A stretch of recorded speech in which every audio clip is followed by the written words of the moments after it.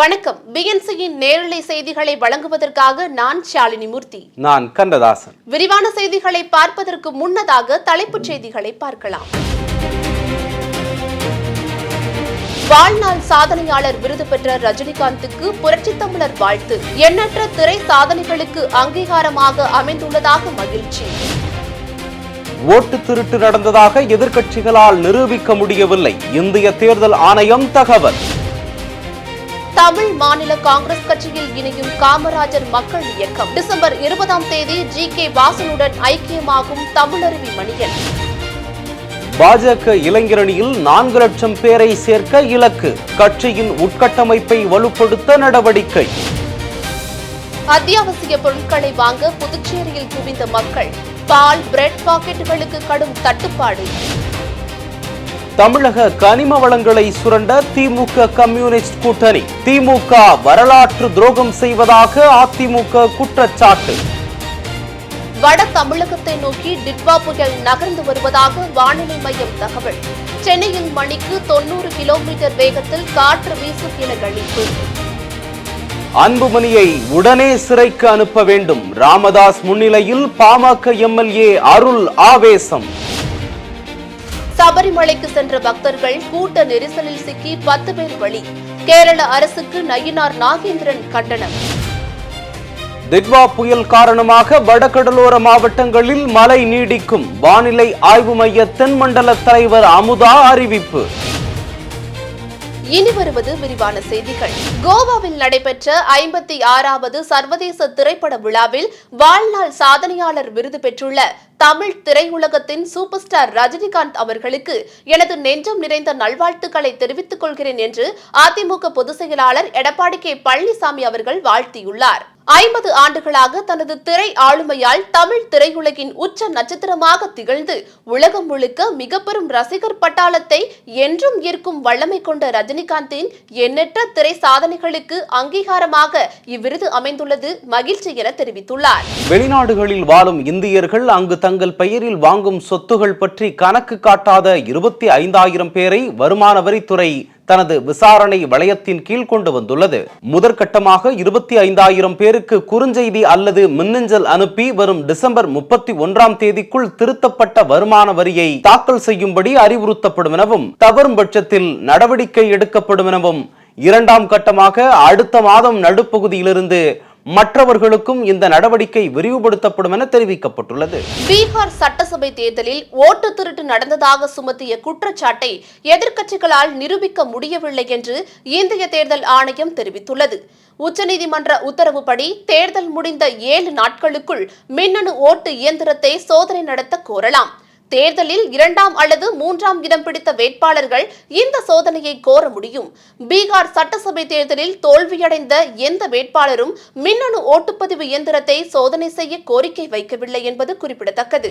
SIR படிவத்தை December 4ஆம் தேதிக்குள் கணக்கிட்டு படிவத்தை சமர்ப்பிக்காத வாக்காளர்களின் பெயர் வரைவு வாக்காளர் பட்டியலில் இடம் பெறாது என தமிழக தலைமை தேர்தல் அதிகாரி அர்ச்சனா பட்நாயக் கூறியுள்ளார். 3 முறை வீடு தேடி சென்று கணக்கீட்டு படிவம் வழங்க முடியாத வாக்காளர்களின் பெயர்கள் வரைவு வாக்காளர் பட்டியலில் இடம்பெறாது என்று கூறியுள்ள அர்ச்சனா பட்நாயக், உரிமை கோரல் மற்றும் மறுப்புரை காலத்தில் படிவம் 6உடன் உறுதிமொழி படிவத்தை இணைத்து அவரது பெயரை புதியதாக வாக்காளர் பட்டியலில் சேர்க்க விண்ணப்பிக்கலாம் என்று தெரிவித்துள்ளார். தமிழகத்தின் வளங்களை அண்டை மாநிலங்களை சுரண்ட விடுவதுதான் கடவுளின் சொந்த கூட்டணியா என்பதை முதல்வர் ஸ்டாலின் தெரிவிக்க வேண்டும் என்று அதிமுக கேள்வி எழுப்பியுள்ளது.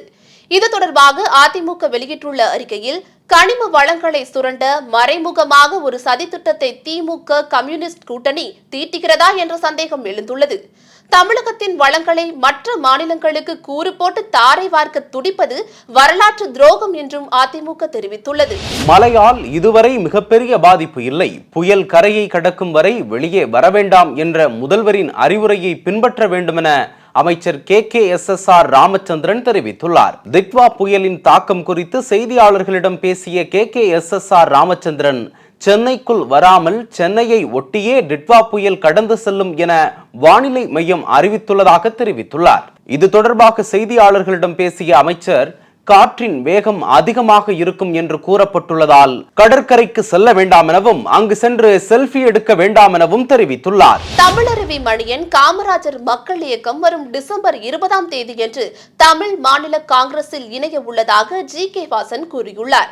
தமாகவின் 12ஆம் ஆண்டு தொடக்க விழாவில் நிர்வாகிகள் மத்தியில் பேசிய ஜி.கே. வாசன், நல்லவர்கள், ஊழல் அற்றவர்கள், வெளிப்படை தன்மையோடு செயல்படுபவர்களின் துணை அனைவருக்கும் தேவை என்றார். நல்லாட்சி, தூய்மையான ஆட்சிக்கு இதுபோன்ற இணைவு அவசியம் என்றும் ஜி.கே. வாசன் தெரிவித்துள்ளார். உலகளாவிய நிச்சயமற்ற சூழல்களுக்கு மத்தியில் இந்திய பொருளாதாரம் 2025-26 நிதியாண்டின், அதாவது ஜூலை முதல் செப்டம்பர் வரை 2வது காலாண்டில் 8.2% என்ற மிக பிரம்மாண்டமான வளர்ச்சியை பதிவு செய்துள்ளது. பொருளாதார நிபுணர்கள் மற்றும் ரிசர்வ் வங்கியின் கணிப்புகளை விஞ்சி இந்த திடீர் எழுச்சி இந்திய பொருளாதாரத்தின் வலிமையை உறுதி செய்துள்ளது. இலங்கைக்கு அருகே உருவான டிட்வா புயலானது மணிக்கு 7 கிலோமீட்டர் வேகத்தில் மெல்ல மெல்ல நகர்ந்து வருவதாக இந்திய வானிலை ஆய்வு மையம் தெரிவித்துள்ளது.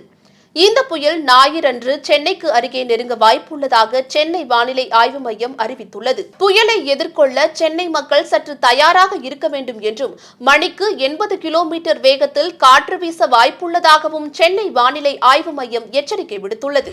சபரிமலை ஐயப்பசாமி கோவிலுக்கு சென்ற தமிழக பக்தர்கள் கூட்ட நெரிசலில் சிக்கி 10 பேர் உயிரிழந்ததாக வரும் செய்தி அதிர்ச்சி அளிப்பதாக பாஜக மாநில தலைவர் நயினார் நாகேந்திரன் தெரிவித்துள்ளார்.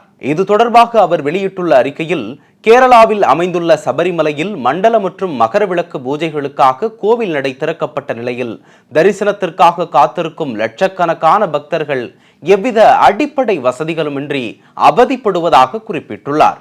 அதேபோல தமிழகத்தில் திருச்செந்தூருக்கு வரும் பக்தர்களை ஆடு மாடுகள் போல அடைத்து வைத்து மூச்சுக்காற்றிற்கு ஏங்க வைக்காமல் திமுக அரசின் இந்து சமய அறநிலையத்துறை தக்க நடவடிக்கைகளை மேற்கொள்ள வேண்டும் எனவும் வலியுறுத்தியுள்ளார்.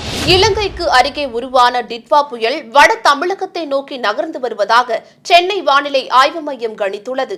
இதன் காரணமாக நாளைய தினம் டெல்டா மற்றும் அதனை ஒட்டிய கடலோர மாவட்டங்கள், புதுவை மற்றும் காரைக்கால் பகுதிகளிலும் பலத்த தரைக்காற்று மணிக்கு 70 முதல் 80 கிலோமீட்டர் வேகத்திலும் இடையிடையே 90 கிலோமீட்டர் வேகத்தில் வீசக்கூடும் என தெரிவிக்கப்பட்டுள்ளது. ஏனைய கடலோர மாவட்டங்களில் பலத்த தரைக்காற்று மணிக்கு மணி 55 முதல் 65 கிலோமீட்டர் வேகத்திலும் இடையிடையே 75 கிலோமீட்டர் வேகத்தில் வீசக்கூடும் எனவும் வானிலை ஆய்வு மையம் அறிக்கையில் தெரிவித்துள்ளது. அன்புமணியை சிறைக்கு அனுப்ப வேண்டும் என பாமக எம்எல்ஏ அருள் பேசியது பரபரப்பை ஏற்படுத்தியுள்ளது.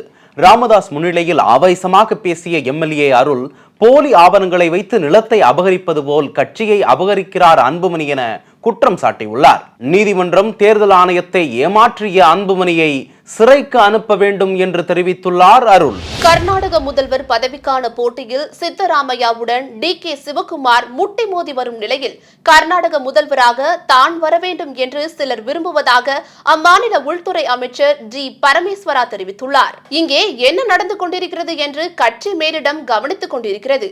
அவர்கள் இந்த பிரச்சனைக்கு தீர்வு காண்பார்கள் என்றும் ஜி. பரமேஸ்வரா கூறியுள்ளார். பாஜக இளைஞரணியில் வரும் ஜனவரி 1ஆம் தேதி முதல் 4 லட்சம் பேர் வரை சேர்க்க இலக்கு நிர்ணயிக்கப்பட்டுள்ளதாக தகவல் வெளியாகியுள்ளது. பாஜகவின் உட்கட்டமைப்பை வலுப்படுத்துவதே தற்போதைய பிரதான நோக்கம் என்று கூறியுள்ள பாஜக நிர்வாகிகள், வாக்குச்சாவடி முகவர் பொறுப்பிலும் அதிக அளவில் இளைஞரணியினர் நியமிக்கப்படுவார்கள் என்று தெரிவித்தனர். இலங்கை அருகே உருவான டிட்வா புயல் தமிழக கடலோர மாவட்டங்களை நெருங்குவதால் பலத்த மழை பெய்து வருகிறது. புயல் நெருங்குவதை அடுத்து ரெட் அலர்ட் விடுக்கப்பட்டுள்ளதால் புதுச்சேரியில் அத்தியாவசிய பொருட்கள் வாங்குவதற்கு மக்கள் கடை வீதியில் குவிந்து வருகின்றனர். பால், மெழுகுவர்த்தி, காய்கறிகள் வாங்குவதற்கு குவிந்து வருகின்றனர். மல்லிகை, பேக்கரிகளில் பொருட்கள் தீர்ந்து விட்டதால் அத்தியாவசிய பொருட்களுக்கு தட்டுப்பாடு ஏற்பட்டுள்ளது. வேதாரண்யத்திற்கு தென்கிழக்கே 110 கிலோமீட்டர் தொலைவிலும் சென்னைக்கு தெற்கே 350 கிலோமீட்டர் தொலைவிலும் டிட்வா புயல் மையம் கொண்டுள்ளதாக சென்னை வானிலை ஆய்வு மைய தென்மண்டல தலைவர் அமுதா கூறியுள்ளார். சென்னையில் செய்தியாளர்களிடம் பேசிய அவர், வடகடலோர மாவட்டங்களில் மழை நீடிக்கும் எனவும் திங்கட்கிழமை முதல் மழை படிப்படியாக குறையும் என்றும் தெரிவித்துள்ளார். இத்துடன் தற்போதைய நேரத்திற்கான செய்திகள் நிறைவடைந்தன. அண்மை செய்திகளுக்கு எப்பொழுதும் தொடர்ந்து இணைந்திருங்கள். இது உங்கள் BNC டைம்ஸ். நன்றி, வணக்கம்.